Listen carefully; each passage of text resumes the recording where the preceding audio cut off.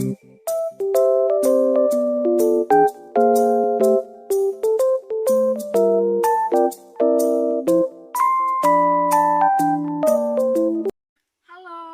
perkenalkan nama saya Bunga Mesela Olivia Simbolon dari kelas 10 TETL 1. Di sini saya akan membahas materi mengenai perpindahan kalor.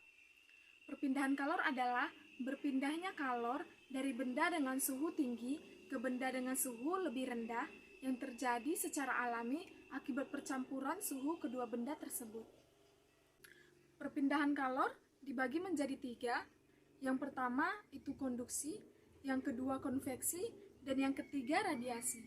Di sini saya akan membahas konduksi terlebih dahulu. Berdasarkan Kamus Besar Bahasa Indonesia atau KBBI, konduksi merupakan suatu hantaran dari bagian benda ke bagian benda lainnya atau dari satu benda ke benda lain tanpa adanya perpindahan partikel maupun zat. Perpindahan kalor secara konduksi ini biasanya terjadi pada zat padat, misalnya besi, logam, dan tembaga. Zat yang bisa menghantarkan kalor dengan baik dinamakan konduktor. Sementara itu, zat yang sulit menghantarkan kalor dinamakan isolator. Konduksi adalah satu-satunya mekanisme di mana panas mampu mengalir di dalam zat padat yang tidak tembus cahaya. Nah, sekarang kita akan membahas ciri-ciri konduksi.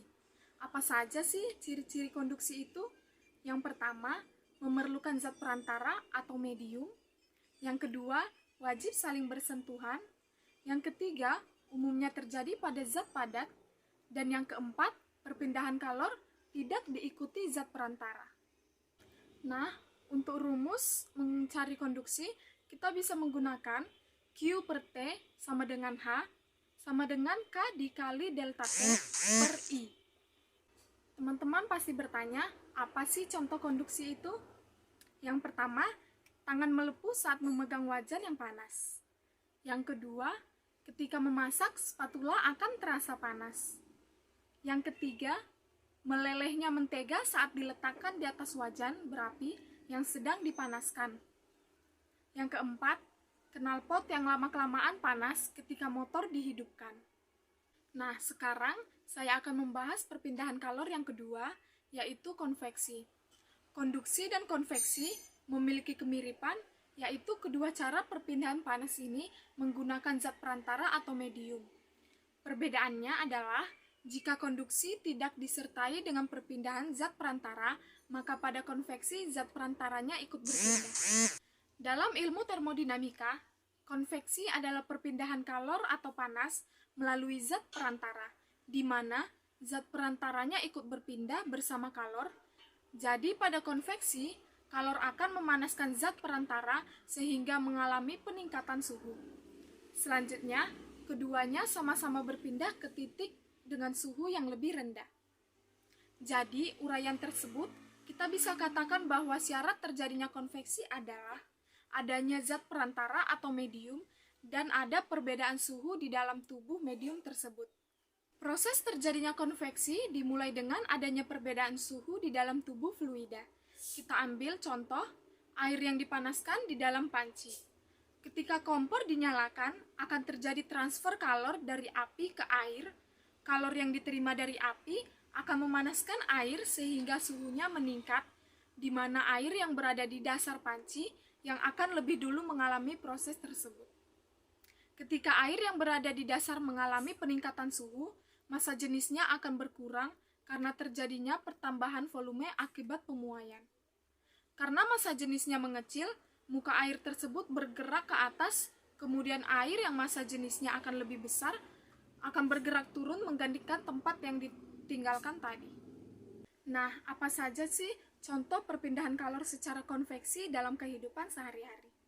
Yang pertama, terjadinya angin darat dan angin laut. Yang kedua, pemanasan air menggunakan panci di atas kompor. Yang ketiga, kipas angin yang menghembuskan udara dingin ke udara panas. Yang keempat, alat pengering rambut. Dan yang kelima, radiator mobil.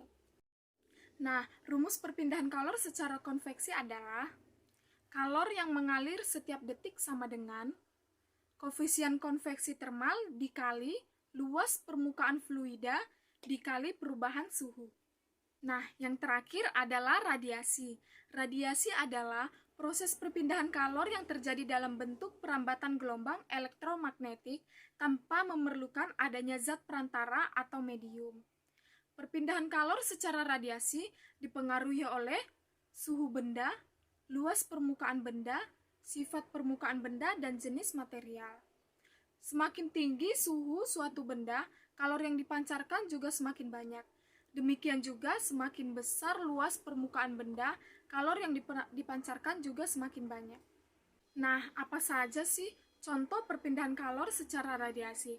Antara lain, yang pertama, pancaran panas matahari ke bumi. Yang kedua, tubuh terasa panas di dekat api unggun.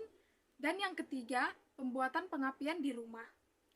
Rumus perpindahan kalor secara radiasi adalah kalor yang dipancarkan setiap detik sama dengan emisivitas benda dikali konstanta, dikali luas permukaan, dikali suhu permukaan benda pangkat 4. Oke, itu dia penjelasan mengenai perpindahan kalor. Sampai jumpa di materi berikutnya. Sekian dari saya, terima kasih.